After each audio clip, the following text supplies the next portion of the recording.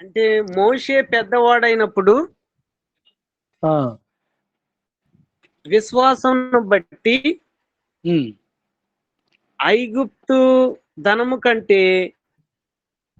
క్రీస్తు విషయమైన నింద గొప్ప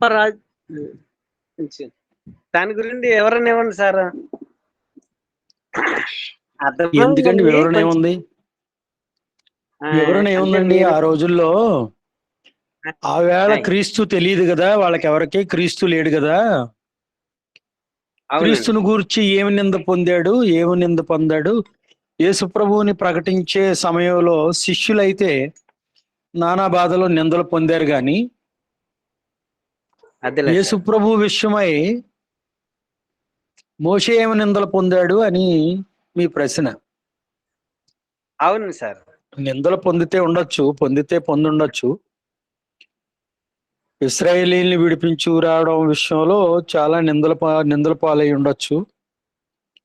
విడిపించుకొచ్చాక నిందల పాలై ఉండొచ్చు. కానీ యేసుక్రీస్తు నిమిత్తం అని నిందల పాలు అయి నిందల్ని భాగ్యంగా ఎంచాడు అంటే అతనికి యేసుక్రీస్తు ఎలా తెలుసు? యేసుక్రీస్తు ఎప్పుడున్నాడు అని కదా అని ప్రశ్న. అవును సార్.